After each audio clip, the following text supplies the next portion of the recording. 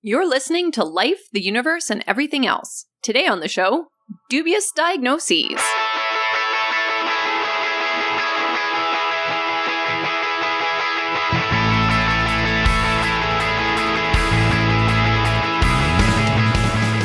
Life, the Universe, and Everything Else explores the intersection of science and society. If you have questions or comments about the show, or you'd like to suggest a topic, you can find us on Twitter or Facebook, or send us an email at lueepodcast@winnipegskeptics.com. Show notes and references can be found at lueepodcast.com.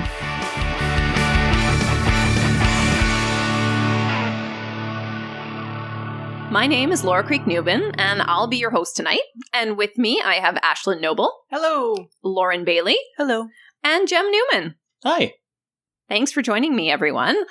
It's exciting to host every once in a while, and especially when I'm feeling quite excited about a topic. So today we're talking about some dubious diagnoses, which are basically some medical conditions that are somewhat common, but don't or probably don't exist. I came across a few of these or was reminded of a few of these recently, and I thought this would be an excellent topic to cover because, again, there is always a wealth of these types of conditions out there. So to start us off tonight, Jem is going to tell us about a little-known condition called Morgellons.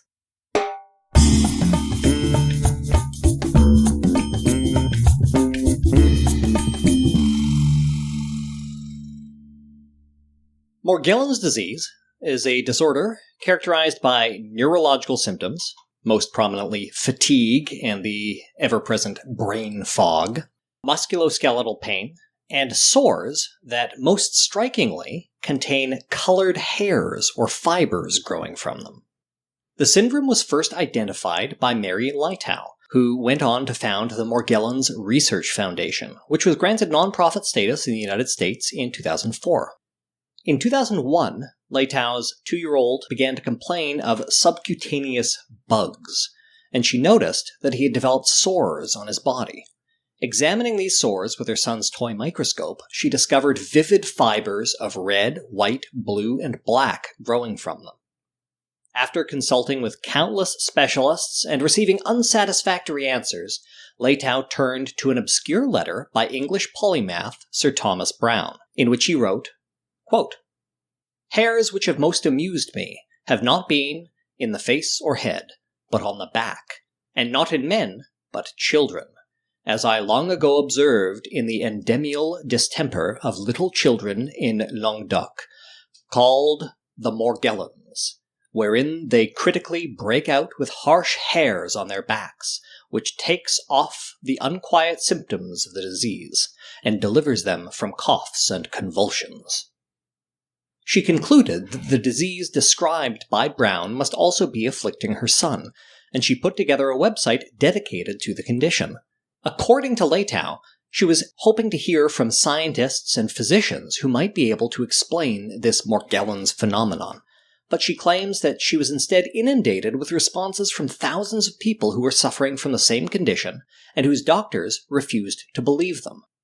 But what was the answer proffered by the medical community to explain this disorder? The answer that Leitow was so loath to accept.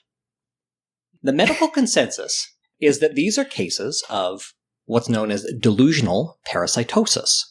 The word delusional might instinctively raise some hackles, so it's worth unpacking what that means here. From a medical perspective, a delusion is a fixed, false belief. That is to say, a belief that is immune to the overwhelming persuasive evidence that it isn't true.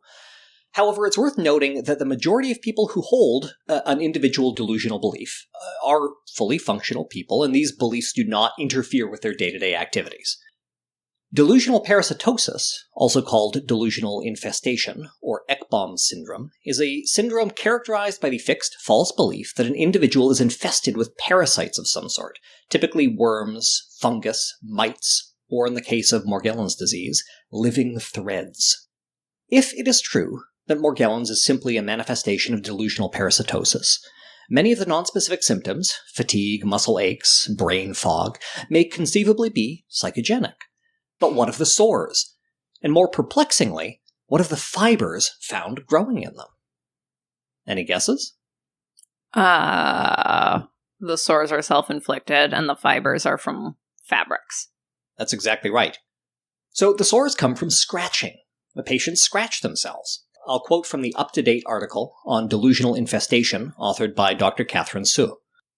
Patients commonly present for general medical or dermatologic care, rather than psychiatric care, with a fixed false belief of infestation. They typically describe pruritus, that is to say itching, and frequently have excoriations, skin picking, from scratching. They often have a history of dermatologic complaints, including rashes, pruritus, and sensations of stinging, biting, or formication, a feeling that bugs are crawling on the skin. The onset is usually insidious, and most patients have symptoms for at least 6 months, and some many years before the diagnosis is established. As for the fibers, when analyzed, as Laura so astutely pointed out, they are consistently found to be textile fibers. The most parsimonious explanation is that they're a result of patients' clothing sticking to the sores and some of the fibers coming off. Delusional parasitosis is, from my understanding, the most common instance in which somebody will have a single fixed false belief. Yes. That's really interesting, though, that you, where did you get that information? From the up-to-date article about it. Oh. Up-to-date is a very useful resource for physicians. It's like a medical reference. Yeah. It's like an encyclopedia, kind of. Make sure that it is up-to-date. Yes. Yeah. The first time you said it, I thought you were just using it as a description. Yes, it is an up-to-date Not everybody article. Here checks up-to-date on a daily basis like we do, Jem. We're not doctors. We're medical professionals. And they want me to claim my CME credits for all of the up-to-date research that I do. Like, little do you know, I'm not yet eligible for CME credits. Now, delusional parasitosis can be either a primary or secondary, so it can arise sort of on its own as a delusion, and sometimes it can be triggered by an actual infection that then is cleared up, or it can be brought on secondarily by, most commonly, substance abuse or head trauma. Yeah. Morgellons is not the only example of delusional parasitosis. People can be convinced they're infected with all sorts of things, and that can result in some harmful behaviors as people try to clear the infection or infestation. So, quoting again from Dr. Su, patients may provide bizarre and unlikely stories concerning their infestation, including exhaustive descriptions of the parasite's appearance, habitat, reproductive cycle, and points of body entry and egress. Many have repeatedly had exterminators into their homes, and have sprayed themselves and their homes with potentially toxic pesticides. Some sufferers may move or rid themselves of their personal belongings in the hopes of ending the problem. End quote. Now, some advocates for those who suffer from Morgellons, and sufferers of Morgellons themselves, have proposed that the disease may be caused by the Borrelia spirochete. That's the bacterium responsible for Lyme disease, which would put it in a similar, and similarly disputed, category with chronic Lyme. In fact, several studies published between 2013 and 2015 reported spirochetes in Morgellons patients, and with the aid of electron microscopy, disputed the textile origin of the fibers, claiming that they were composed of keratin and collagen. Wow. What? So these would be not only biological in origin, but animal or fungal in origin. I want to know where they got the blue. Yes, that's Sorry, what I'm wondering. I'm sure Jim's going to explain why. But it is worth noting that these studies were all from a single group of investigators and contradict an earlier, larger study from the Centers for Disease Control and Prevention, which found no evidence for infection of any kind. The skin lesions, according to the CDC, were consistent with chronic skin picking and bug bites, and what fibers were found were composed not of keratin and collagen, but of cellulose, that is to say plant fibers. The investigators thought it was most likely cotton. It is also worth pointing out that even if some of these fibers were keratinous in origin, keratin doesn't rule out the clothing stuck to the wound hypothesis, because wool is made of keratin. Our hair is made of keratin.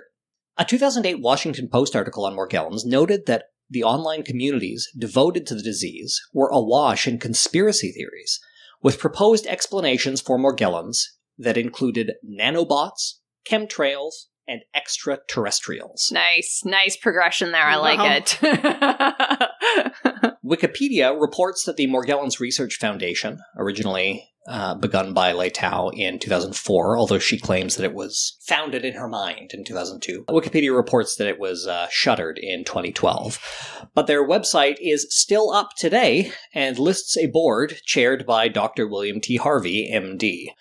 The site has a strong GeoCities vibe, though I can confirm that it was built in WordPress. And Is Dr. Harvey a rabbit?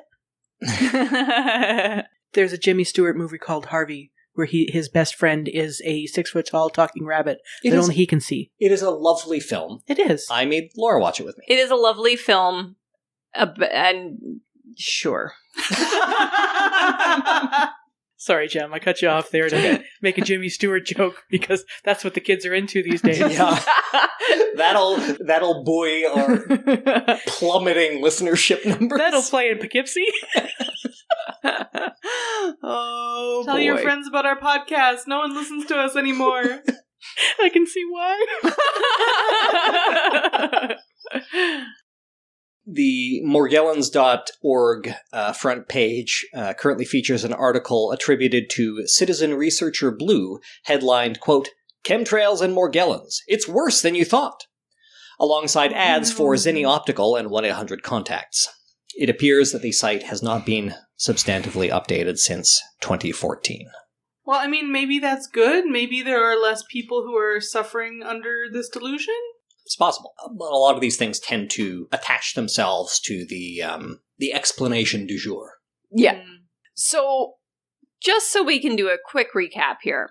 Someone using a not scientific microscope that was probably not clean to scientific standards looked at something and did zero additional research, made assumptions, and started a charitable foundation on this. Well, she did some additional research.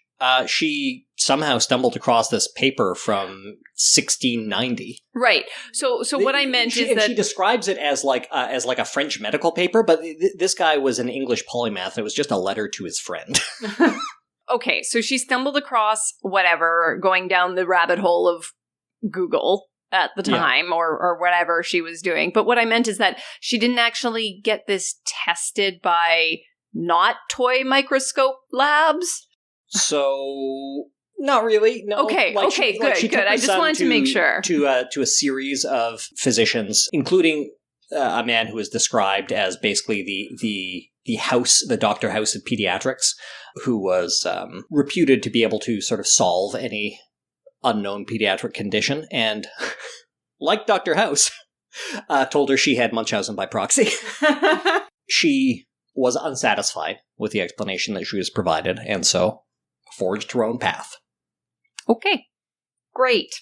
Excellent. I think we're going to run into that a lot tonight, because when people hit that wall of, I don't know what the heck is wrong with my kid or myself, they make some logical leaps that don't make sense to those of us sitting outside. Yeah. And it is okay to, like it's painful, it's hard to not know. It's possible that not all of these are cases of delusional parasitosis. There might be other things at play here, but Morgellons does not provide an explanatory framework that makes any sense. And in fact, when you look at the original description, it bears absolutely no resemblance to this actual disease. You know, the black hairs sprouting from the back. I mean, the original Morgellons sore that she found was on just below the lip on her son. And the fibers were multicolored, not just black, and they were described as coarse hair, and they heralded, a cough, which her son did not have. Like, none of the descriptors really line up. So Right. Well, Like, there have been people who have put them under good microscopes. Yep. Just not before she started that organization. yes. A lot of people have refuted her. I got really into researching this one for a while, quite a few years ago, and I just remember, like, thinking about how hard it would be if your doctor kept telling you that there was nothing wrong with you, but you were absolutely convinced that there was. Yeah. And I mean, that's something that a lot of people experience. I mean, this is not a gray zone disease, right? Yeah. Unlike you can get into heated discussions about fibromyalgia and chronic fatigue. that are generally better accepted, although they're classified as syndromes rather than diseases because their etiology is still not well understood. So there are doctors who will sort of dismiss a lot of these things, or frame them in such a way that the patient sees it as dismissive. Yeah. And that's not the fault of the patient necessarily. I mean, medical communication is not great a lot of the time, but a psychogenic illness is still an illness. Yeah. And there are thousands of people who are turned away by their doctors when they have actual, real, diagnosable illnesses. Yeah. We don't want to. We don't want to minimize that. Mm-hmm. No. And when you look at this is kind of a tangent, but I think it's interesting to think about when you look at the gender breakdown of psychogenic illnesses and delusional illnesses, and I'm using that word with intentional emphasis here. They break down very asymmetrically along gender lines. And you see Morgellons, for example, has, I think, a 2.6 to 3 times higher incidence in women than in men. And that is similar in most psychiatric conditions. And at that point, might begin to wonder why and whether women are predisposed toward psychiatric conditions, or why or whether our society predisposes women toward psychiatric conditions, or why or whether doctors are predisposed to diagnosing women with psychiatric conditions. Hysteria? Yeah, right. So we see disproportionate diagnosis in certain conditions. And so you wonder whether there's increased surveillance. Women are stereotyped having these kinds of conditions, whether women may be predisposed to have these conditions, and whether that has something to do with something biological or societal. There are all sorts of complex interactions there. Mm-hmm. Well, one thing that comes to mind for me is we know that so many health conditions are not studied in women. They're just assumed, they're studied in men and assumed to present similarly in women. Right. And so women are presenting with physical things happening and that's not being recognized or diagnosed in that way. And then it can then start to manifest as a more psychogenic type illness, which then becomes diagnosed because of perhaps gender biases. So, and that race as well. Theory. Sorry? And race as well. Yeah, definitely. We have to remember most diagnoses are based on young, healthy, white, cis men. Yeah. Anything different can be dismissed. Yeah. And similarly, when you talk about race and health, you will get people who will use perceived or self-reported race as a proxy for likelihood of certain genetic conditions or predisposition to certain genetic markers. But when you look at like the huge category of people who are considered Black, it is incredibly diverse, genetically speaking, diverse compared to the population of people who are considered white, largely. In groups and out groups. Yeah. And so that does not actually make a lot of sense. Yeah. Because the way races are constructed is, well... That's for another podcast. Yeah, that's for our critical race theory podcast. Let's keep on the dubious diagnoses. But thank you, Jem, for going over that.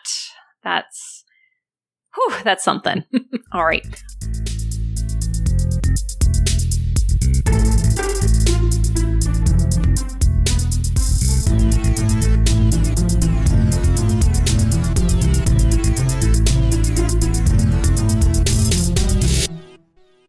So I meant to say it at the beginning, but I'm going to say it now.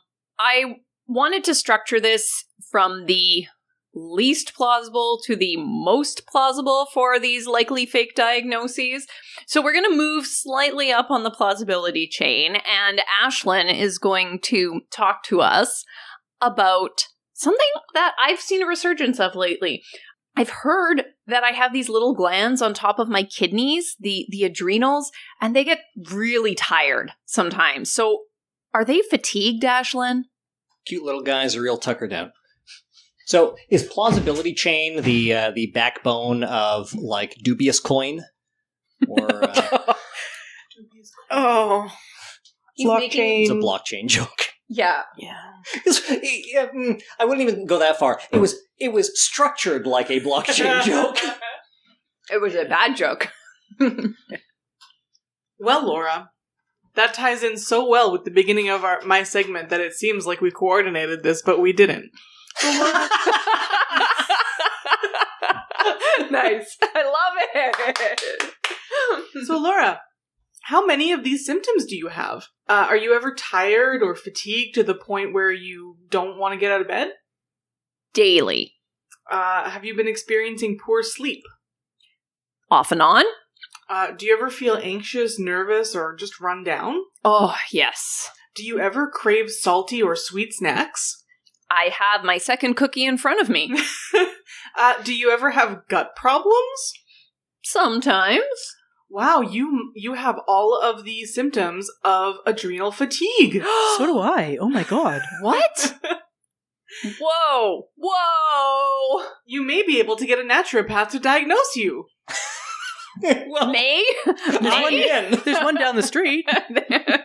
Go lick his doorknob and ask. So these are the commonly accepted symptoms of adrenal fatigue.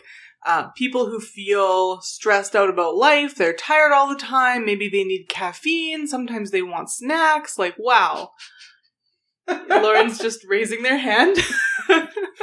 I want snacks and tea at all times. And of course, these symptoms are maddeningly non-specific. They don't really mean anything. They're lifestyle symptoms. So a chiropractor in the 1990s decided that this was a niche that he could fit into, so he made up the term adrenal fatigue and started selling extremely expensive supplements to treat it. Oh, you just gotta love any disease that you both discover and have the cure for immediately. Like, that's gold. what chiropractors are known for. Right? We, on the other hand, are known for being incredibly dry, but also inserting, like, I don't know, morning drive time sound drops. So, who wouldn't want to listen? Please listen to our podcast. We're literally shouting into the void for a decade. That's our new tagline at this point. The idea behind this disease that doesn't exist is that the adrenal glands, which, as Laura mentioned, are on top of the kidneys, they produce a lot of hormones, including cortisol, which is the stress hormone. Dun, dun. There's more of it in your body when you're stressed, usually. When you're constantly stressed, your adrenal glands get tired and quit producing enough of the hormones you need. That is the theory behind adrenal fatigue. But it's not true! It's not true! So what studies did this chiropractor do? 0. Okay. just said, I think these glands get tired, therefore... I actually have no idea. Didn't find any information about that. I tried doing, like, adrenal fatigue history, and I did not get any reputable websites talking about the history of it. So, part of your body getting tired and running out of hormone sounds kind of plausible. That's kind of what happens with type 2 diabetes. Kind of. There's the tiniest kernel of plausibility, but it's not true. When you're stressed, your body does produce more cortisol, but unless you have damage to very specific parts of your body, including those glands or the pituitary gland, your body just produces more cortisol in times of stress, and it's fine. So it just keeps doing its job, kind of like how the liver just kind of keeps doing its job for the most part. Yeah. It just keeps chugging along, doing what it's doing, and so there are, of course, diseases that result when there is an insufficient amount of those hormones, and that is called adrenal insufficiency, not adrenal fatigue. Yeah. Right, because fatigue implies, like, oh, it just needs a little nap, and then it'll be okay, whereas insufficiency is like, no, it actually can't produce anymore, and that's now a permanent state of being. Right. There is no article on UpToDate about adrenal fatigue, but there are articles about adrenal insufficiency, of course. Practitioners who believe in adrenal fatigue will often tell their patients to do all the typical things. Reduce stress in your life. Exercise more. Have a better sleeping routine. As one endocrinologist put it, whose work I read, doing those things will make almost anyone feel better. Yeah, like none of this is bad advice. Your adrenal gland isn't fatigued You are. Right, yeah. So, as you say, Laura, it's called adrenal fatigue because they figure if you give it a break, it'll be fine. But it's actually just fine. Through transitive properties, if you are fatigued, isn't your adrenal gland fatigued just by being part of you? I don't think a single molecule of water is wet. But does it have a memory? Oh. Only of all the poo it's had. Some practitioners who are less ethical will try and prescribe outrageously expensive supplements. Some of them include things like ground up bovine adrenal glands. So if you wanted to know what a human one is, you could have like a adjacent one, although you are a vegetarian, so you probably object. The supplements on this guy's website who came up with it, I'm not even going to say his name because yeah, let's not drive any traffic over there. sells a month's worth of supplements at the minimum recommended dose is $200 a month. And he sells these to, there's so much information on, like, when I first Googled adrenal fatigue, there was so much stuff about, like, how to tell if you have adrenal fatigue, what foods to eat to fix your adrenal fatigue, yada, yada, yada. Like, if I didn't know from Laura telling me this is a fake diagnosis you could try and research, like, it's, sure, maybe my tiredness is because my kidney glands are giving out. Who knows? There's just so much bad information out there, and one of the articles that I read was clearly aimed at practitioners and was talking about here is a website you can go to read some of the alternative facts that your patients may be reading. Oh my! Ooh. Yeah. Anyway, some people who buy into this hardcore even manage to get themselves put on a treatment regimen that includes supplementary hormones like people who have the real adrenal insufficiency would get put on. And this, of course, is not a good idea. No. So adrenal insufficiency also doesn't have like a ton of overlap in symptoms. The characteristics are weight loss, joint pain, anorexia, nausea, vomiting, diarrhea, dry skin, low blood pressure, and also fatigue. Okay. Okay, so the one catch-all symptom. Right. There are some more specific and quantifiable bits in there, like low blood pressure is something you can measure. Yeah. You can also measure cortisol levels. Right, yeah. Those are also difficult because they do fluctuate through the day. Sure. They fluctuate based on hormonal cycles and stress levels and all sorts of things like that. So it's a little bit more complicated than just saying, what's my cortisol right now? But yes, you can. And if you suspect true adrenal insufficiency, you would go see an endocrinologist, someone who actually knows about hormones, and they would probably do some kind of a series of tests for this kind of thing. Right. So as I mentioned, one of the problems with the increasing number of people getting quote-unquote diagnosed with adrenal fatigue is the possibility that they might seek out those hormones. And this can actually cause the adrenal glands to shut down and take a break, actually. Like they breaks that link between the pituitary gland, the adrenal glands, and the body's systems, and it just shuts everything down so that if there's enough of it in your body already, your adrenal glands stop producing. Yeah. And even after you stop taking those hormones, your adrenal glands can stay dormant for months. Yeah.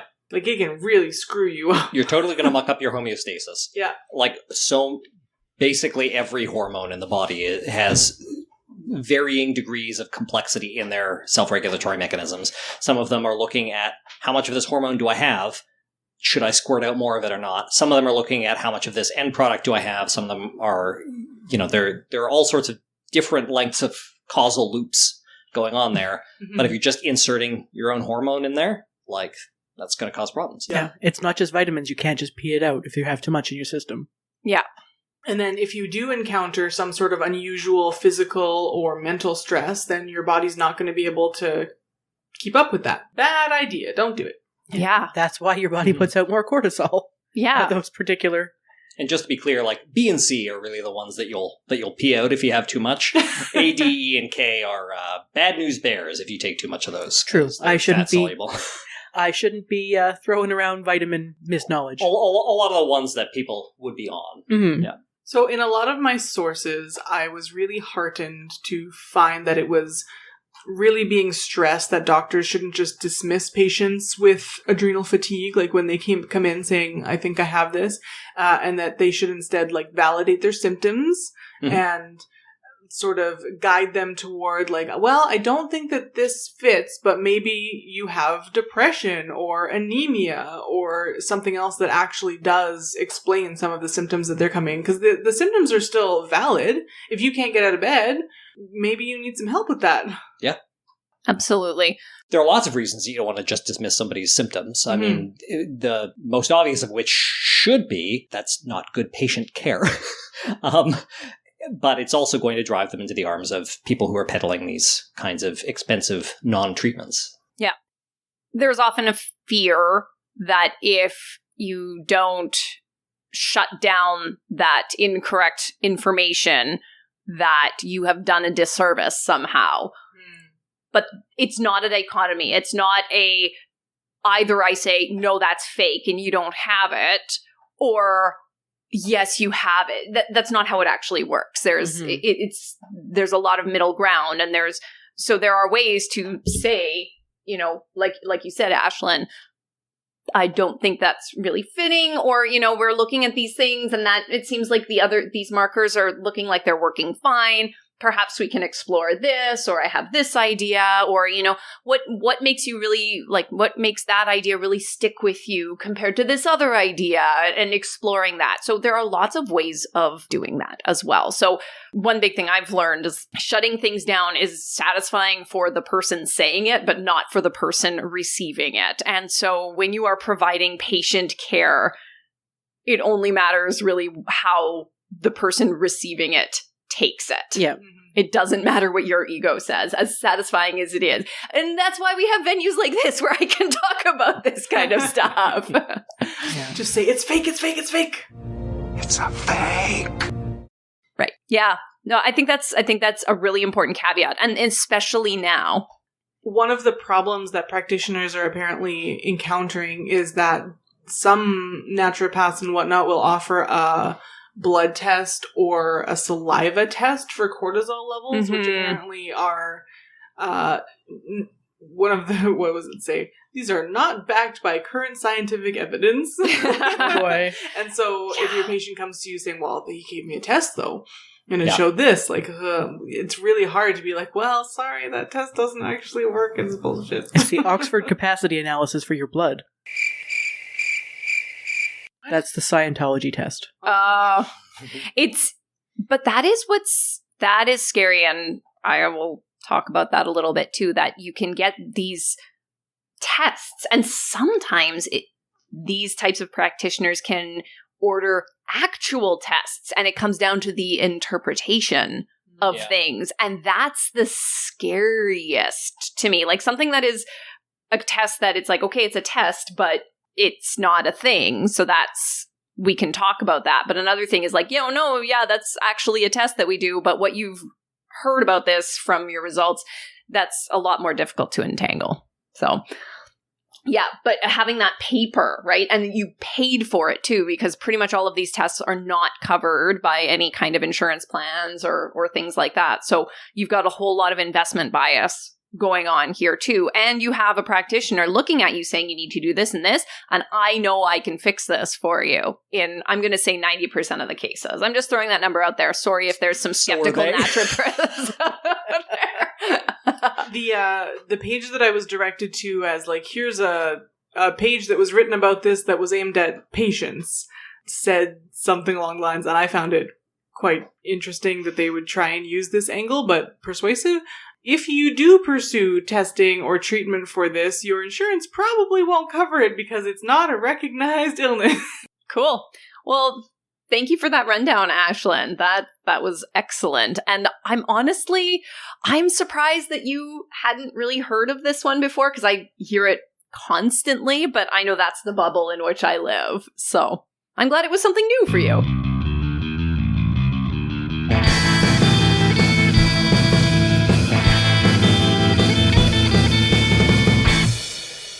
So, Lauren, you brought an extra tidbit for us today, and this is one that I've never heard of.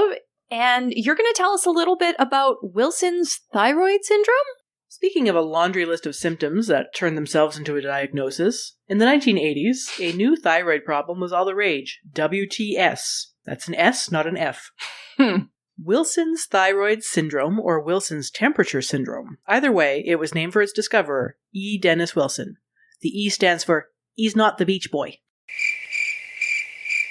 WTS has nothing to do with Wilson's disease, which is a real thing, and it happens when your liver can't filter out the copper in your body, which gives you copper poisoning. Mm-hmm. Do you turn any colors?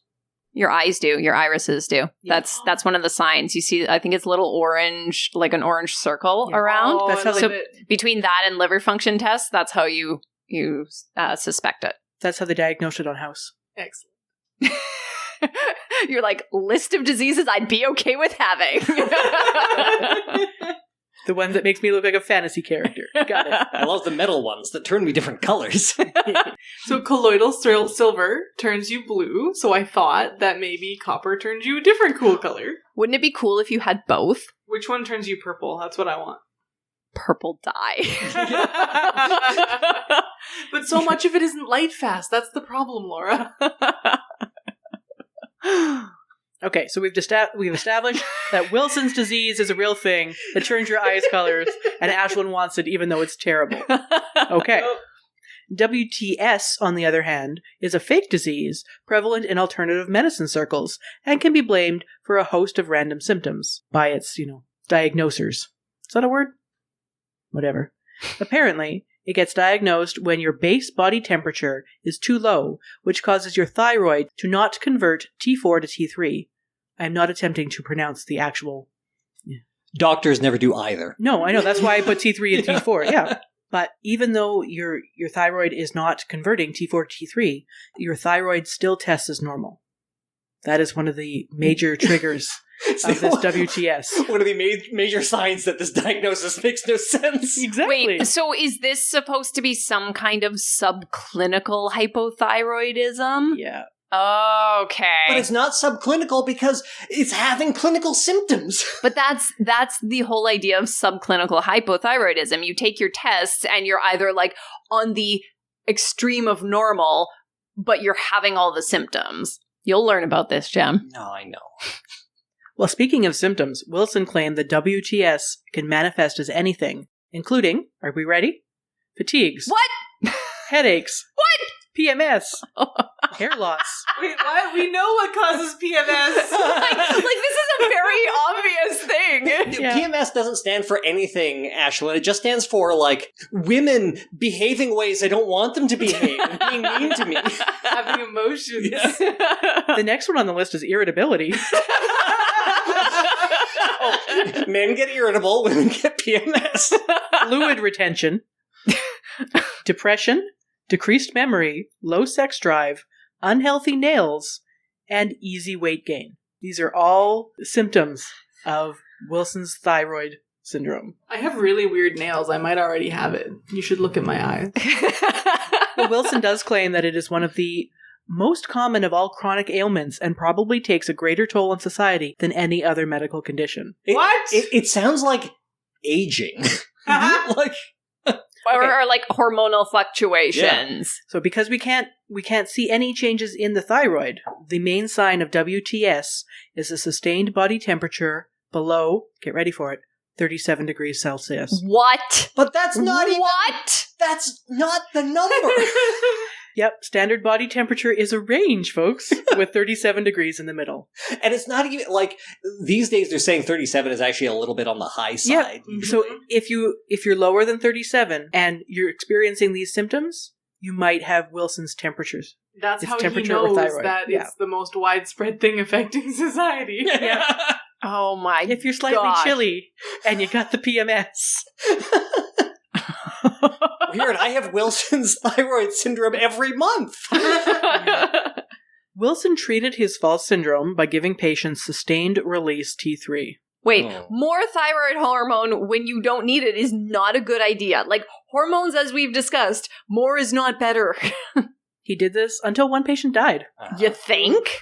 He was then banned from prescribing this treatment. In 1992, Wilson was disciplined by the Florida Board of Medicine, and he was disciplined for promoting his phony diagnosis. Discipline included a 6-month suspension of his medical license, $10,000 fine, and that he submit to psychological testing. If you are promoting a phony diagnosis, you shouldn't lose your license for 6 months. Yeah. Like, yeah, there's controversy and we're learning new things all the time, but there's debated theories that have merit, and then there's ones that are full of it, which is this. Mm-hmm.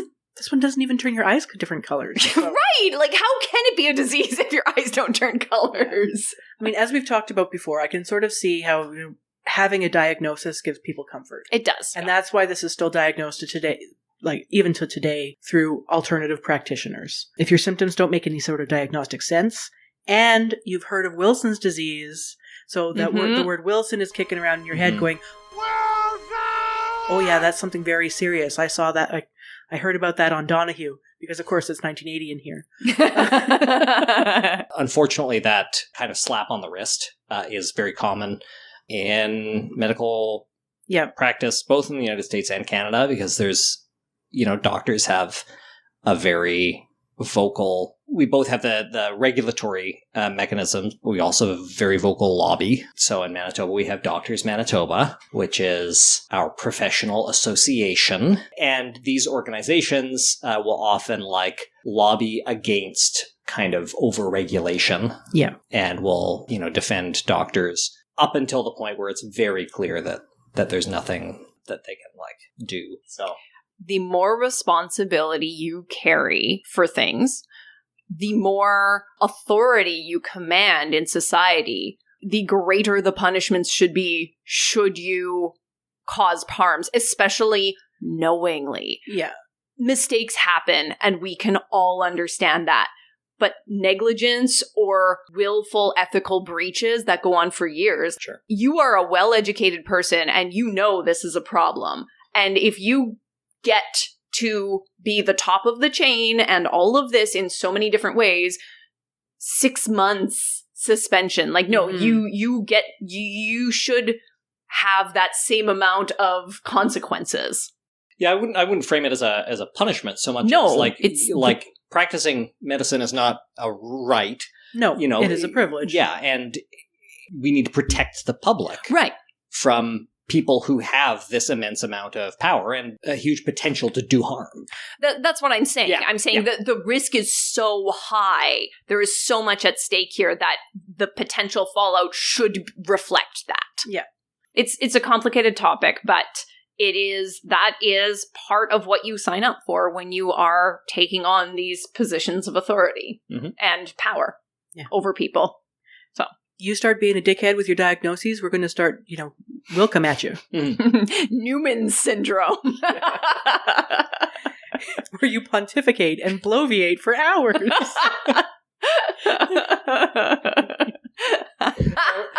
At least I can't maintain control of the edit on my own shows anymore.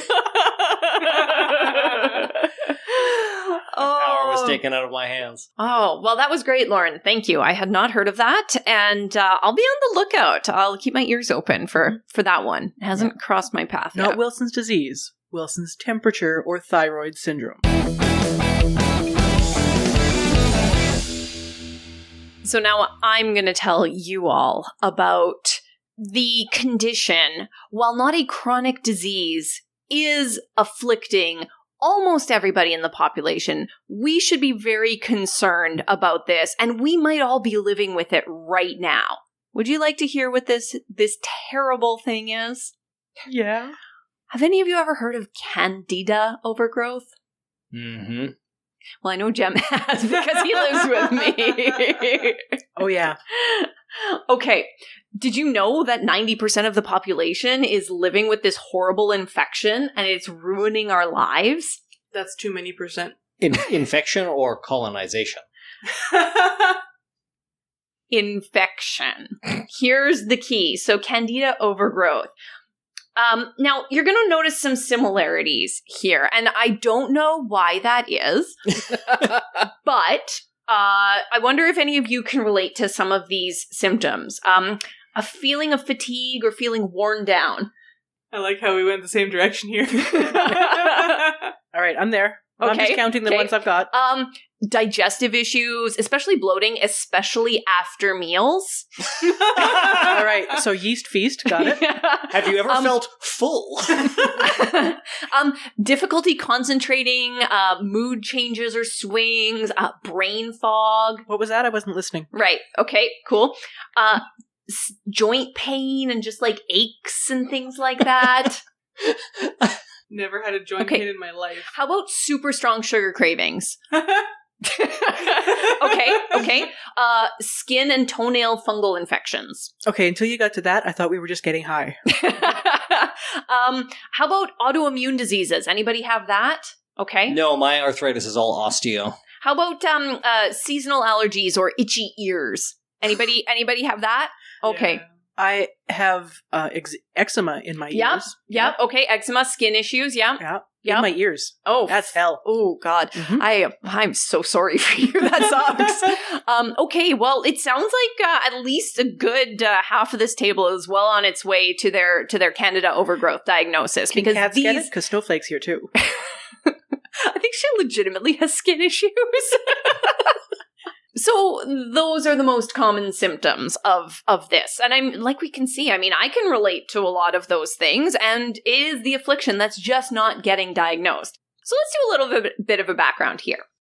Candida, or Candida, which every time I say it Candida, Jem thinks I'm saying Canada, and so I get self-conscious about it. So it is a type of yeast or fungus that naturally colonizes various parts of the human body, particularly the gastrointestinal tract, and as well as the vagina in people who have them. So it's a normal part of the human microbiome. And for anybody who's not as familiar, the microbiome is the collection of all of the bacteria and fungi and all sorts of microorganisms that naturally live within us and on us. We are gross. We are gross and mostly not human. It's kind of cool. Now, Candida is a small part of that microbiome. So the bacterial population generally outnumbers things like yeasts or Candida by about 3 times magnitude. So it is a really small part, but it works in concert. You know, everybody has their place in the microbiome, is in the gut there. So like anything in the microbiome, it's always fluid, it's changing depending on what's going on, what you're eating, etc., etc. And so different populations can grow or decline at different rates. And so Candida overgrowth is something that is possible, and it is actually a very common thing. I've had it, Jem's had it, I think most of us here have probably had it at some point. What's interesting is usually when it overgrows in a specific part of the body. So if anybody's ever had thrush in their mouth, that's Candida. That's Candida albicans growing there. Or for people who have vaginas and vulvas, the common yeast infection. And for people who don't have those but have seen a Canestin commercial, that's what that's for. Very common. You get that in like folds in the body too. Exactly. Yeah. So it can happen on skin. And this is not the only type of yeast. There are many types of yeast that colonize different parts of the body. Candida's mostly in the mouth, the gastrointestinal tract, and then the perineal area as well. So yeast infections in those areas are most likely due to that. These things are most likely to happen when conditions are favorable. So that means when the bacterial population has gone down for some reason. So if you've taken antibiotics, that can often wipe out all the bacteria, not just the ones that are causing problems. So then that gives the Candida a place to grow, right? It's kind of like if your neighbors move out of their house and you just decide to like annex their property. That's kind of what Candida's squatters' rights. Yeah, as you do, right? So that can happen. Stress is a big one too, because again, that can affect how different populations grow. Depressed immune response for whatever reason, especially if people have something like cancer, for example, or on immune suppressing medications. Those types of things. So Candida overgrowth exists. We know it. It's a real medical condition, and you can take medications for it that work really well. And it's usually a very mild infection for most people. It's usually more annoying than it is causing problems. This is not what I'm talking about. Candida overgrowth, as diagnosed by non-accredited practicing professionals is a totally different thing. This is a systemic type of infection here, where the Candida has overgrown throughout the body and is wreaking minor havoc on you, causing all of these non-specific symptoms here. Do you turn into the Pillsbury Doughboy? Oh, probably. There's Okay. probably a problem here. So the Candida isn't like moving in, annexing the neighbor's house. They're just like Jehovah's Witnessing, like door to door. I would say more like all- landlords. Becoming a real problem in a lot of in the entire neighborhood. yeah. So they're just really They're just minor nuisances, you know? Well, it's not you like know, they're taking over. for the people who would diagnose this and for the people who might feel that they have it, it's not necessarily minor. Any of these symptoms on here can feel debilitating Sure. in many ways. A lot of people are able to go on with their lives. And again, this is a huge list of non-specific symptoms that are not well linked to each other by physiological or causal pathways. So just grouping a bunch of non-specific symptoms together doesn't make for a diagnosis. It could make for many diagnoses. As you can see, we've presented 4 different things tonight. None of which you have, by the way. Right, because these are not real things. So that's what Candida overgrowth is. And that's why the belief is that we're all afflicted by it. That's why we're all tired. That's why we're all stressed. That's why there's so many autoimmune diseases now. Now, I want to get a couple of things really clear. There is no evidence that Candida is responsible for causing autoimmune diseases here. And especially while autoimmune diseases are somewhat linked and have genetic basis and are more likely to occur in someone who already has an autoimmune disease, it does not mean that they are all the same thing either. So again, the common cause theory doesn't hold up when it's tested here.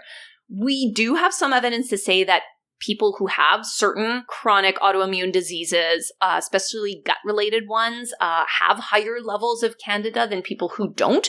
But this is a correlation. This is not causation here. So there could be any number of reasons. And also, people who have autoimmune diseases are under more stress and have weakened immune systems. So there's a lot of well-known factors going on here. And they might be on some medications that promote Candida growth. Exactly. Medications that specifically weaken their immune system in a lot of cases, right? Precisely. A systemic Candida infection can happen, though. It's not something that we see very often, but it does happen. In the US, annually, there are about 25,000 systemic Candida infections. And so this is when Candida enters the bloodstream and passes throughout the body here. And it can be really serious. About 25% of cases are fatal. So that's pretty significant. Yeah, that's a blood infection. Right. Yeah. What's important to know is that it happens almost entirely in people who are already very sick. So most of the cases are happening either within healthcare institutions or in people who are being cared for some reason. So it's happening in people who, say, have cancer, for example, or they have things like central venous catheters where they have that permanent entry into the body where pathogens can get in, or they have other conditions happening. So it's opportunistic. It is. It's opportunistic, exactly. So it is happening in the people who have the least defenses, because that's the way that it works. It's outcompeted all of the time by the other bacteria. Classic symptoms are those of a blood infection. So fever, chills, feeling acutely unwell, not vague unwell, not, this sucks and I'm exhausted, but I can still drag myself to work. This is I am sick unwell. And then as it spreads through the body and it decides to invade different organs, it causes problems with those organs. So then you get symptoms like the symptoms of things like endocarditis, because what you want is a yeast infection in your heart. Oh. So this is a serious thing. And if you truly had a systemic overgrowth of Candida, you would know. There is no mistaking this for any number of the other things that we talked about. Candida overgrowth, as diagnosed by Dr. Google and the people who contribute to Goo, is not a real thing. We don't have any evidence for that. But that doesn't stop them from promoting treatments. And that's why I really wanted to talk about this tonight. Because like in adrenal fatigue, where there's a diagnosis, there are supplements and a very special diet that you need to go on. So depending on the website that you look at, treatment for Candida overgrowth generally involves some types of overpriced supplements that may or may not do anything. Often some proprietary lab testing of different things that, again, are not well studied or validated. The most common treatment is the anti-Candida diet. So the theory here is, as Lauren said, you need to, instead of feed the yeast, you need to starve the yeast. And that's what's going to drive them out of your body. They just pack up their little bindles. Exactly. I'm just imagining the little budding yeast. It's great. So as we all know, yeast love sugar, right? So you must remove all of the sugars and starches from your diet. That's the first thing you... I was going to say, I think I'm a yeast. So the anti-Candida diet is built on avoiding most fruits, all of your starchy vegetables, almost all of your grains, if not all of them. And of course you need to avoid gluten and dairy, because is there a scam diagnosis that doesn't involve avoiding gluten and dairy? I've never heard of one. Not this decade. This is literally everything I eat. Right. It's just so hard. It's not doable. That's how you know it's working, because it sucks. So that's the base of it. Cut out half your food groups right there. You can have certain approved fats. Can anybody guess which one is okay? Coconut? Yes! Of course it's coconut oil. So predictable. You can have proteins. Can anybody guess what those proteins are allowed to eat? Those proteins are allowed to eat? Well, the protein sources. The animals that the proteins come from. That's where you were going. You can only eat carnivores? No. Organic grass? Grass-fed! Because of course grass-fed is always going to be that. So yeah, you can eat non-starchy vegetables, you can eat healthy proteins and coconut oil. You have to avoid inflammatory foods, which is basically all ultra-processed kind of snack foods, desserts, crackers, all those types of things. You need to reduce or eliminate caffeine and alcohol. You need to drink lots of water. As we all know, yeast are just caffeine junkies. Yeah. There's varying advice on whether or not you need to include fermented foods. So a big part of this, too, is that you need to eliminate yeast from your diet. But what? Wait. Your eyes, Lauren! Maybe I'm still a step behind. Why do you need to eliminate alcohol? Because Well, alcohol can be a byproduct of yeast, but it's toxic. Jem, you're assuming that this is logical. I'm trying to at least take its premise. So This is still less restrictive than the Jordan Peterson diet. yes. So some of the things on this list are known gut irritants. And so Sure. the premise of the Candida overgrowth is that it is overgrowing in the gut, but causing systemic problems. But how is, So you need to keep your gut healthy by avoiding alcohol and caffeine. Is one of the recommended treatments, cutting out parts of your intestine? No. Okay. Oh, no. It's just cutting out your diet and giving yourself eating problems. Oh, okay. Yeah. Okay. Yeah. Just checking. Yeah.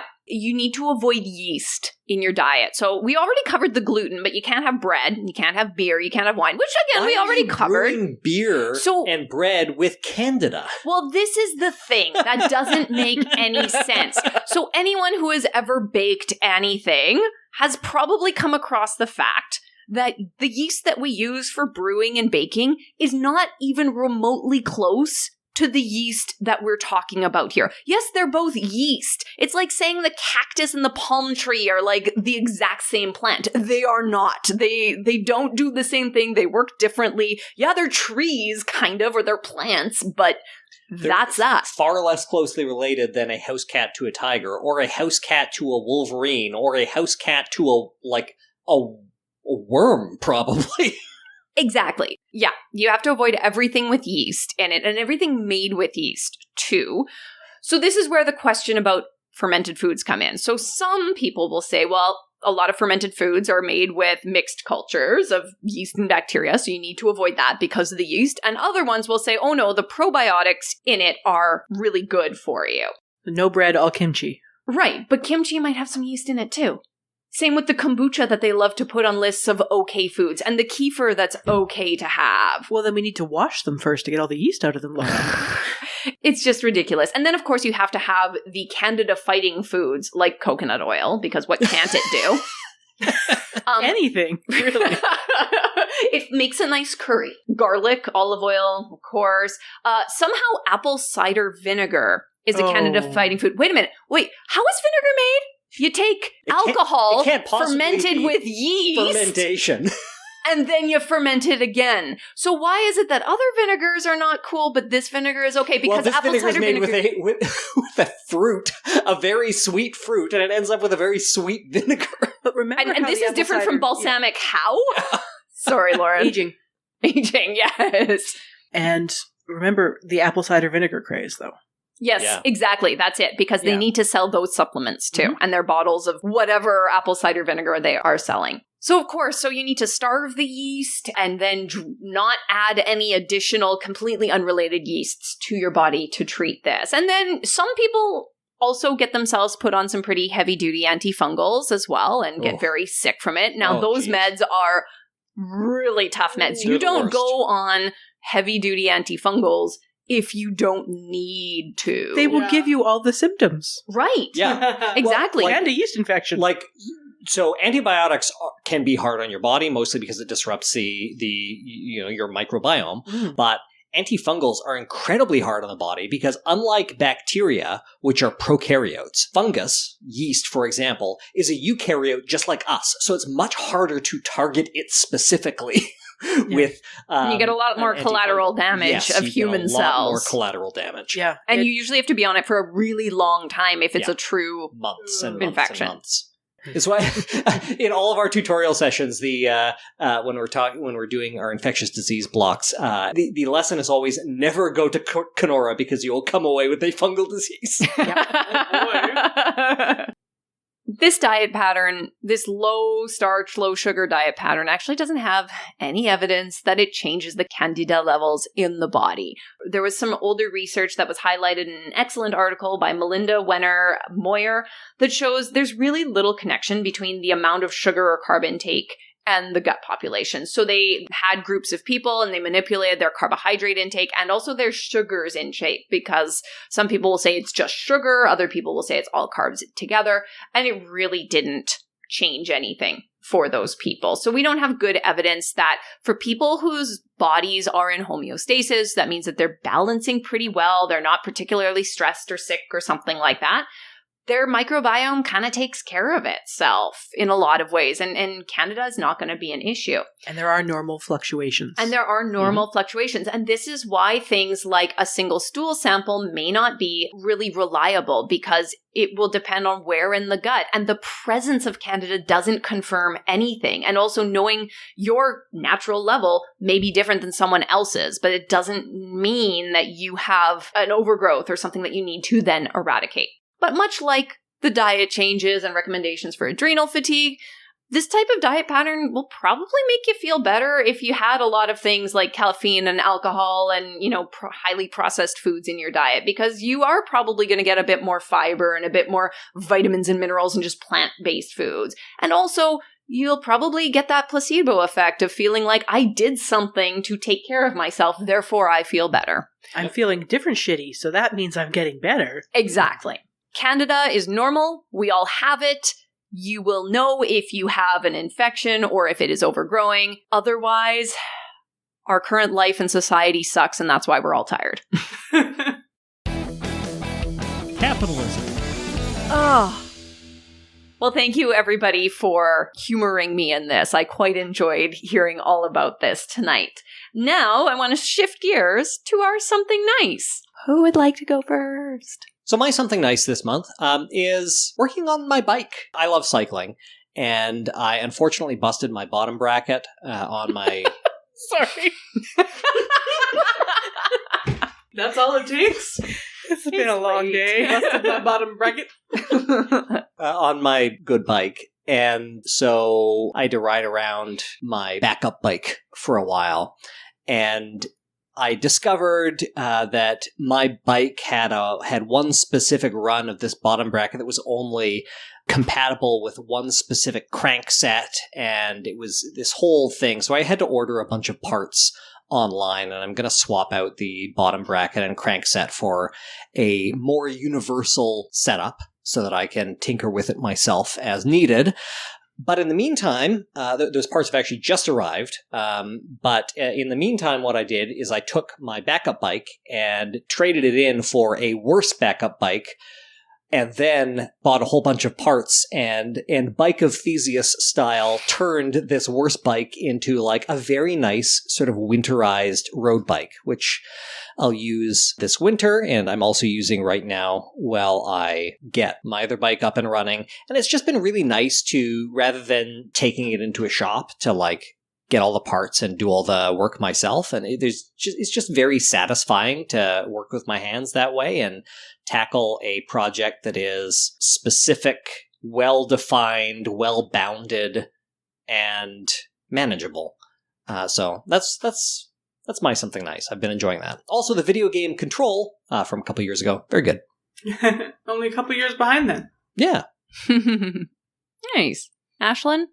I recently celebrated my birthday, and I was able to have humans over in my yard, and it was awesome.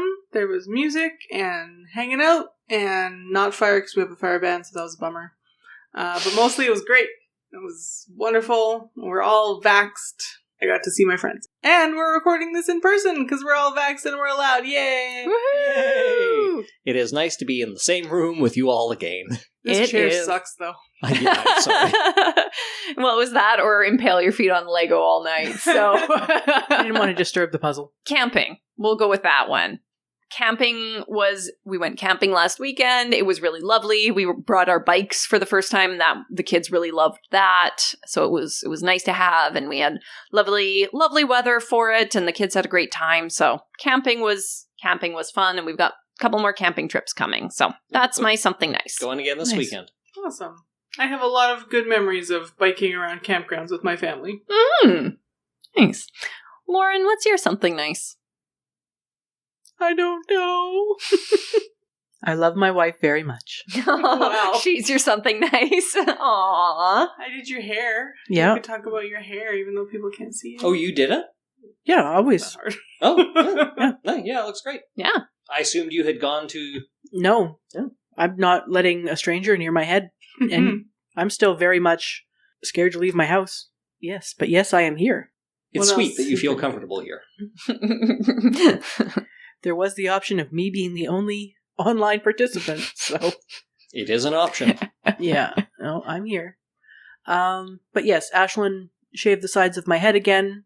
My hair was getting, mom? And it wasn't because Ashlyn's mother complimented me on my mom hair. She just happened to be the next day. It just happened to be the next day that I had to shave the sides of my head. Because I'm turning 41 this month. We watched several hours of Games Done Quick this year, and that goes to support a good charity, Doctors Without Borders, and we watched a lot of people play video games really fast, and that was cool. So fast.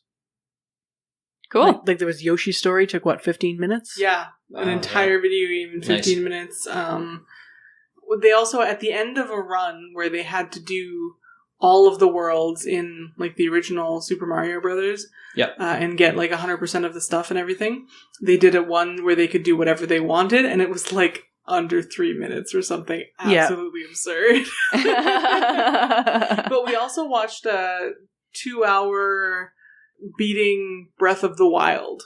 Yeah. Like all of the big beasts in under 2 hours. Oh, all of the beasts Yeah. too, not just running straight to Ganon. No, Oh, wow. You there was certain conditions they had to meet. Yeah, it was all dungeons, not all shrines, which I thought I was going to get to watch. I was like, there's no way he can do this in 2 hours. No. He could not. 120 of them. Yeah, yeah. You couldn't get to all But it of was them. still extremely impressive, the tricks that he pulled off. Did he do magnet levitation?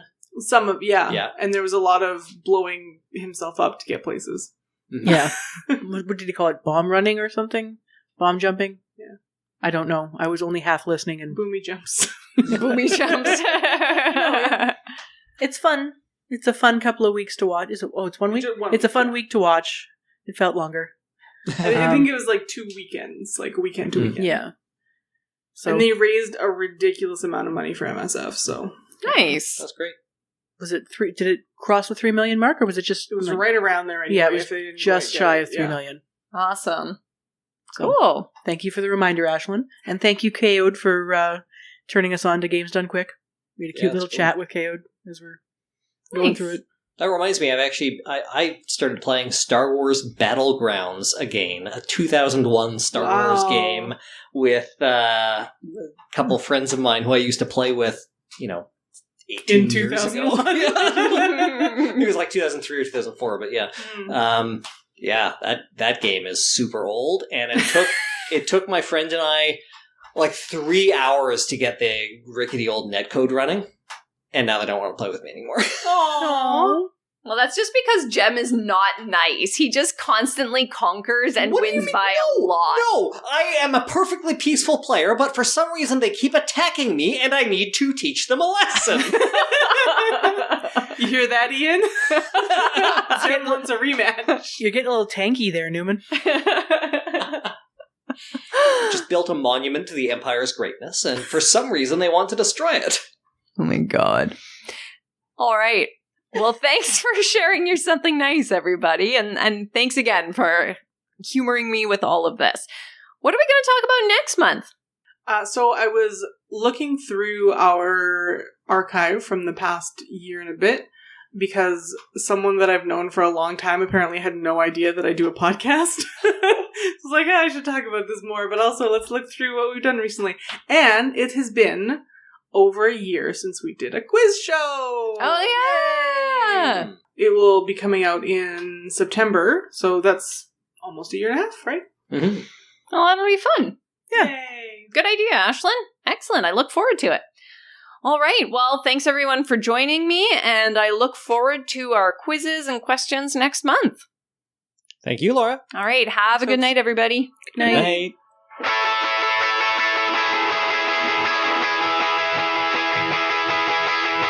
Life, the Universe, and Everything Else is produced by Jem Newman and Ashlyn Noble, with mix and tech production by Jem Newman. If you want to support the show, the best way to do that is with a review on Apple Podcasts or Stitcher, or by sharing an episode with a friend. Original music is produced by Ian James, and this episode was edited by Lauren Bailey.